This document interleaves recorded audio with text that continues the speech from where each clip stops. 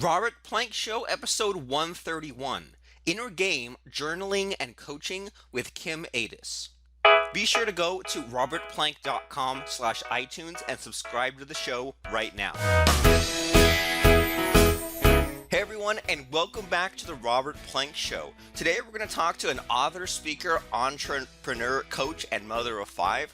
Her name is Kim Ades. She's the president and founder of Frame of Mind Coaching, and she's recognized as one of North America's foremost experts on performance through thought mastery. So, Kim, I'm Robert. Welcome to the show. I'm really super excited to be talking to you today. Thank you for having me on your show.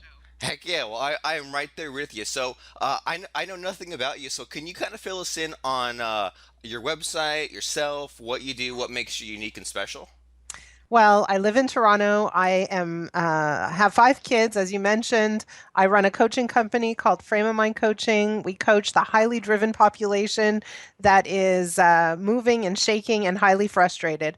That's who we coach, and we really look at their thinking and how their thinking is impacting their results. One of the big things we do when we coach people is we ask them to journal every single day for the duration of the coaching period, and they share their journals with their coach and. We go back and forth every single day. It's pretty intense and it's very, very intimate. Cool. So, I mean, how did you come across this? What's basically your journey been, and how were things like kind of out of balance or misaligned years ago versus kind of where you've come, where you are now? Yeah, I mean, historically, I used to own a software company and we used to build simulation-based assessments. And the purpose of those assessments were to help companies make better hiring decisions. And so, one of the pieces of my past is that we conducted hundreds of thousands of assessments and collected a lot of interesting data. And the data said to us that there was really one main distinction between top performers and others. And it didn't matter what field, it didn't matter what level of job we were looking at or what industry. And that one distinction was that if a person had a higher degree of emotional resilience, their likelihood of success was dramatically higher than the rest of the population. So that's one part of my past. The other part of my past is more personal.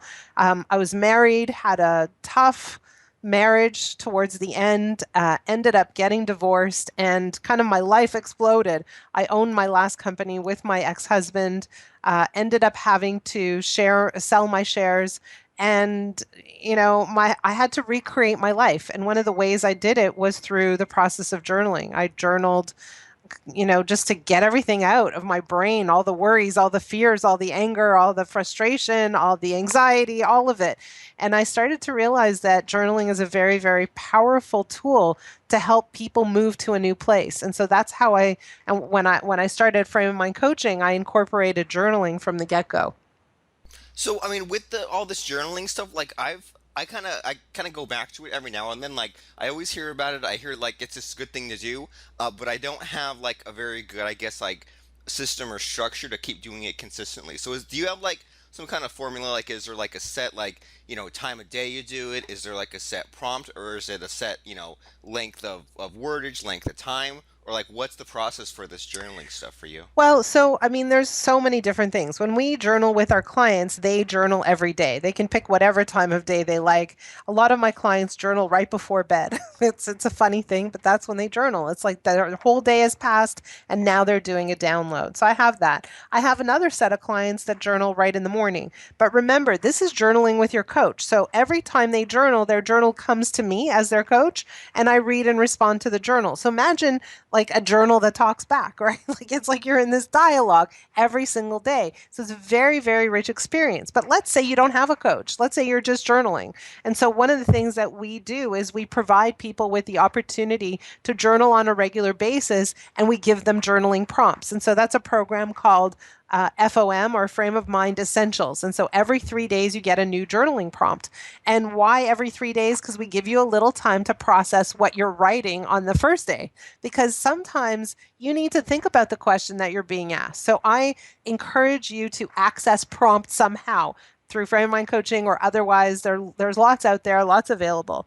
If you don't want to do any of those things and you just want to do free flow journaling, here's the formula I recommend. And you guys can write this down. It's one sentence, it's very easy. It's dump, dump, and then dump the dump. So what is that? Like you have a lot going on. You have a lot in your mind, and so you want to write it down. You want to unload. And when you think you're done, keep going, keep dumping, right? And Right. then at the very end of your dumping, what you want to do is literally write one sentence down that says, it's time to turn myself around. And at that point, what you want to do is say, okay, so what do I want? Where am I going? What am I hoping for? What am I grateful for? And at that point, you're literally turning your mindset, your thinking, your orientation towards what you want. And so your journal needs to be a tool. And what is the tool supposed to do? Always help you point in the right direction. Well, cool. So would you say that all this journaling stuff, like, is this just one piece of many, or is journaling like your main focus for this kind of stuff? Well, what I do is I help people start to become aware of their thinking. So when I coach people, I coach them for 6 months, but the first 10 weeks are the most important, right? That's the foundation. And so there's a call once a week and I record every call. So that's a piece of it too. Why? Because when people can listen to themselves and hear how they show up, they can hear the language they use, the stories they tell, the perspectives they have. They could tell what they're repeating over and over again. They start to pick up the patterns of their thinking and how some of those patterns keep them trapped and stuck. And so it's listening to yourself, it's writing, it's rereading what you wrote, it's answering questions, it's doing some reflection, it's challenging your beliefs, it's all of that. So would you say that for some people, kind of going through this process is pretty tough, pretty painful if they haven't done it before? No, actually, I would say, I mean, there are some painful moments, but it's generally not painful. It's kind of like being unleashed from self-imprisonment. That's what it is. And so that's not painful at all. It's really actually a very joyous, exciting, freeing journey. It's remarkable. People feel lighter, happier. Almost all of my clients report one thing in common, and it's that at the end of their first 10 weeks, people look at them and say, you look different. Did you get a haircut? Like, you look taller or something. They start to physically look different because they're so much lighter.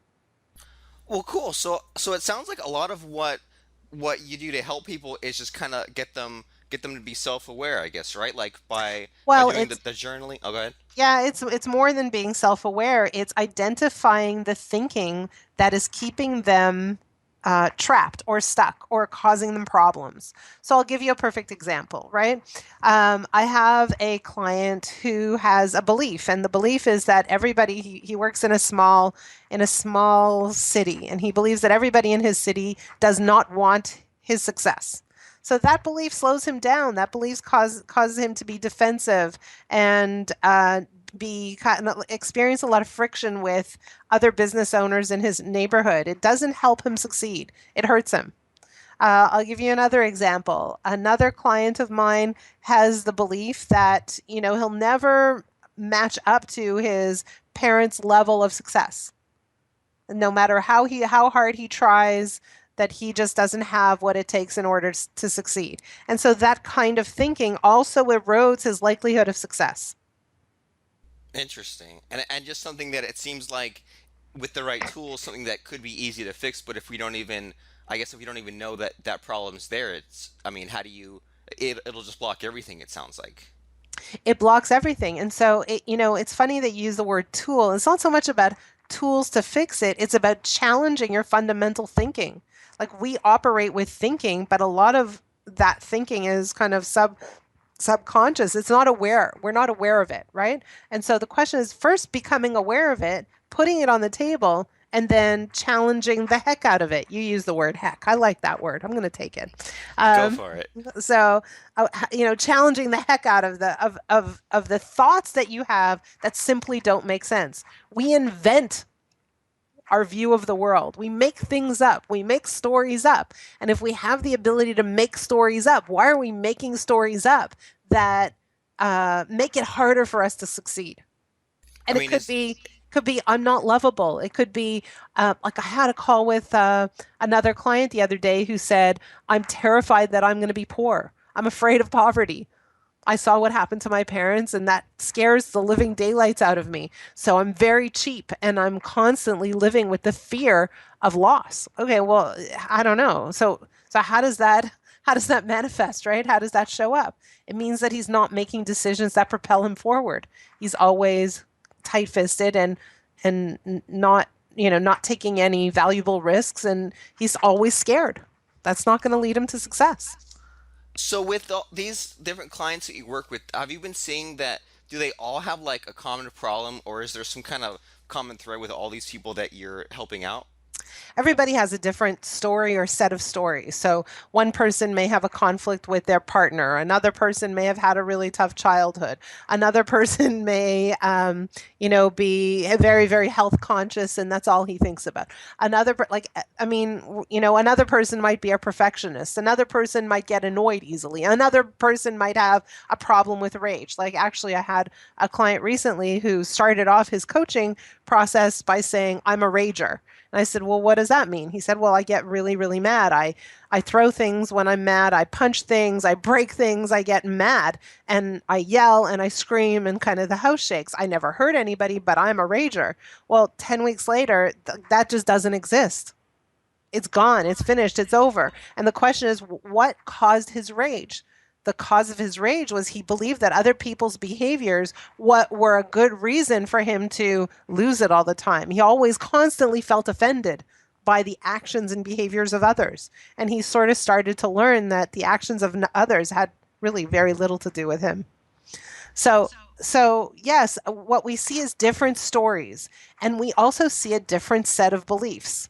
However, at the core of it, the issue is what does someone believe to be true about themselves and the world around them and others?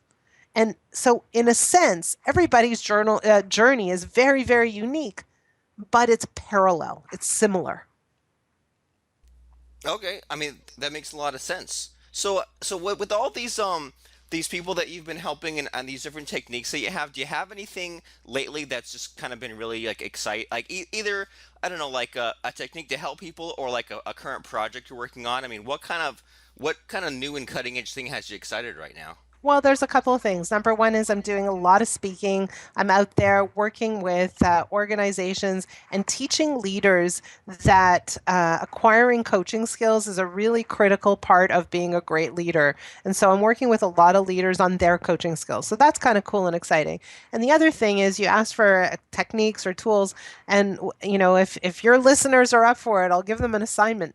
So here's, do I have permission from you to Yeah, do go that? for it. Yeah, Okay, heck so yeah. so so heck yeah. So I'm gonna the assignment is this is it's a journaling assignment, and so write this down. Grab a piece of paper and a pen and write this down. So it's three questions. Question number one: what do you really really want more than anything? And the reason I ask for two reallys is because it's what do you want, as opposed to what anybody else wants. So think about it. What do you really really want? Question number two is how would your life be different if you had what you really, really wanted? What does it mean to you? And would it be okay if you didn't ever get what you really, really wanted? And then question number three is so what's stopping you from having what you really, really want right now? And what I want you to do is when you answer those three questions, I want you to send them to me, kim@frameofmindcoaching.com. And what I will do is assign your journal to one of my coaches, and that coach will reach out to you and schedule a time to review your journal. That exercise has a profound impact on anybody who does it. That's cool. I mean, I'll fill that in. I'll send that over to you too. Perfect. And if you do that, then I will schedule myself with you. How's that? Ooh, that's the VIP treatment. That's the red carpet treatment right there. That's right. So cool. So I mean, how about we switch gears a little bit and kind of? I'm, Sure. I'm glad you brought that up actually because like so you have basically the skill you have right, and you have this problem that you're trying to that you're using to help people, and then and now you set up like this website. So is that that technique you just mentioned there where like you get on podcasts, you ask people to send in the three answers to these things? Is that something that I mean, is that like a way you have to generate leads and to kind of build your business online? So yeah, I mean, definitely podcast is a lead generation tool. If you go to frameofmindcoaching.com, we also have an assessment that people fill in, and those assessments get distributed to our coaches, and people get the opportunity to talk to a coach and review their assessments. It's a powerful call, but that also gives our coaches the opportunity to share the coaching program and enroll people into coaching. So there's another lead generation tool as well. So yeah, we do podcasts. I do speaking engagements when I'm in front of people and I'm talking to them. I offer them a white paper, at which point I send it to them later. So they have to give me their contact information. I add them to our database. We send them newsletters on a weekly basis. And those newsletters involve client testimonials and histories, stories, and all kinds of things. And so, I mean, I'm kind of looking at the website, and you're mentioning that there's like different coaches and like a team and stuff. And so, I mean, what's the reason for that? What's the reason for having a group as opposed to just you doing the coaching? Well, I never wanted to just be a single person service provider. I think of myself as a business owner. And so, how do I leverage me, right? So, if I'm the only one doing the coaching, I kind of have a ceiling in terms of time. How much time can I give? And, it's kind of like being a dentist or a doctor or a lawyer. I'm trading my time for money. And I never wanted to do that. I always wanted to grow a business. So, how do you leverage yourself as the business owner? You can have other people who do it too. So that's a form of leverage. Another form of leverage is to have products and services that don't require your physical involvement. So, for example, FOM Essentials is a self-guided journaling program where people come on, they purchase a monthly, what do you call it? Recurring fee, and they get journaling prompts and they submit their journals to a coach up to twice a month for review. And so now I have this combination of leverage, right? And then the other thing that we have is we built a journaling software, a journaling platform to serve our clients. Well, that journaling platform is a an independent unit, and we license out that product and white label it for other speakers, coaches, trainers, membership groups, anyone who wants to incorporate journaling in their training or culture building process. And did you come across any difficulty like getting anyone else involved with this? Was there any amount of like a chicken and the egg kind of thing, or because you made the software, was that like just easier to get people on board? What do you mean by that? Like, did I have I mean, people I mean trouble like getting the people to journal? I mean the other coaches. Like, why would other coaches Oh, jump in as opposed to uh, just doing it themselves? yeah.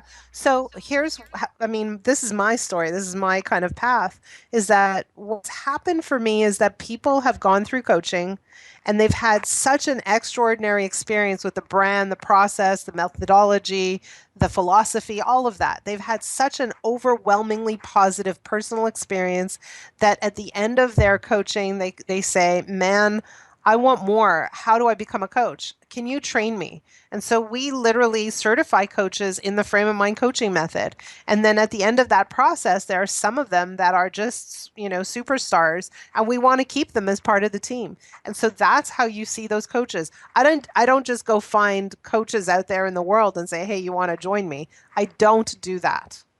So that's cool. So there's actually a path for your students to become their own coaches. Yes, exactly. So I handpick the ones that will stay with the group and the rest go off and do their own thing. So with this like certification program kind of thing that you have, is there any amount of like a testing process or like a probationary period? Do you have any kind of like workflow for that? Yeah, of course. So first every one of my coaches go through coaching first. It's mandatory. There's no discussion around that. And then they come into Toronto, where I live, for training. They come in for 4 days for pretty intense training where they learn the mechanics of coaching, like the methods. It's called FOM methods. And then there's another piece called foundations, which is the philosophy, the meaning, how it got built. And then after that, then if they are selected, because I'm watching the whole time, I see how they show up. I see their ability to absorb the information and the approach. I see how they read and respond to journals because we give them that as exercises in practice. I see how well they get it. I see whether it's a natural fit for them or whether it's really a stretch. So I see all of that. I see their level of commitment too, and their dedication, and how badly they want it. And those are the people I work with.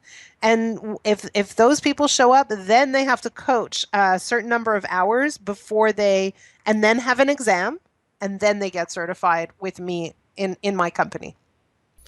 And that's cool. And I always like, I mean, I always like thinking about that kind of stuff. Like, we all have like this kind of like raw talent, or like kind of almost like a artistic way of just kind of looking at something and thinking it through. But I really like just taking what it is that you do and kind of systematizing it, stepping it out, and kind of and replicating it and scaling it. I think that's pretty awesome. Yeah, I mean, it's not that usual in the coaching industry to do that, but most of what we do, we try to build it in such a way where it's scalable. So eventually, even certification, I'll get someone else to step in for training. It won't have to be exclusively me. Okay, cool. Yeah, and I mean I do like I like everything that you've been sharing today about kind of taking this thing that's been around forever, right? Like coaching or therapy and whatever kind of terms you want to put it in, and kind of just putting a new spin on it, and using using teamwork and using this whole internet thing to get more get more eyeballs on your business and stuff like that.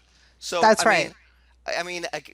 before I let you go, before we wind down, before we ask where people can find out about you, is there just one, I don't know, like one thing or one message you should tell everyone who's looking to like, turn things around and fix stuff? Like, is there one universal message you tell to anyone who's just trying to be better?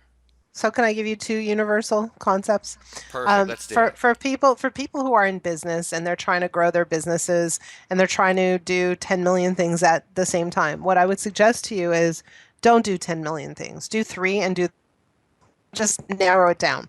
And so there are a million ways that a person can generate leads, but if you attempt to do those million things right up front, you're going to, you only have so much energy and resources to apply to all those million things. So pick a few and be amazing in those things. So, for example, with me, I really do a lot of podcasts and I enjoy them. They're fun, they're easy, they're low stress, and I get to be in my zone, right? So I choose that as my method of lead generation. So choose one thing and stick to it on a personal level. So if anybody wants to change, my suggestion is this, and it's a pretty big one.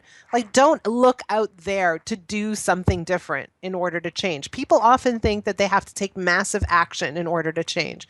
And I would say to you that if you take massive action without first figuring out what your orientation is, like where are you standing? Where are you heading? Where are you facing? Like what's going on with you? Like you've got to do the personal work first before you take massive action. And I can't express that enough, I right? mean, Most right. coaches move you to action, and I would say don't stop. Don't go crazy. Don't take massive action. Stop and figure out how your thinking is either propelling you forward or holding you back. And if it's holding you back, change your orientation and then take massive action. So do that work first. Awesome. I mean, that's some pretty powerful stuff. It kind of makes you think a little bit. So Yes. so cool. So thanks for being on the show, Kim. Thanks for sharing everything you have to share with us. Could you tell us about your websites where people can find you, all Yep. that good stuff? So, frameofmindcoaching.com, there's a free downloadable book there. There's an assessment that I encourage everybody to take. And again, that will help you identify what your orientation is. Where are you standing right now? How are things going in your life? And it will give you the opportunity to talk to one of our coaches who will review the assessment with you. So, lots and lots of things to look at. We've got blogs, past podcasts, lots of cool things on the site. So please come and visit us.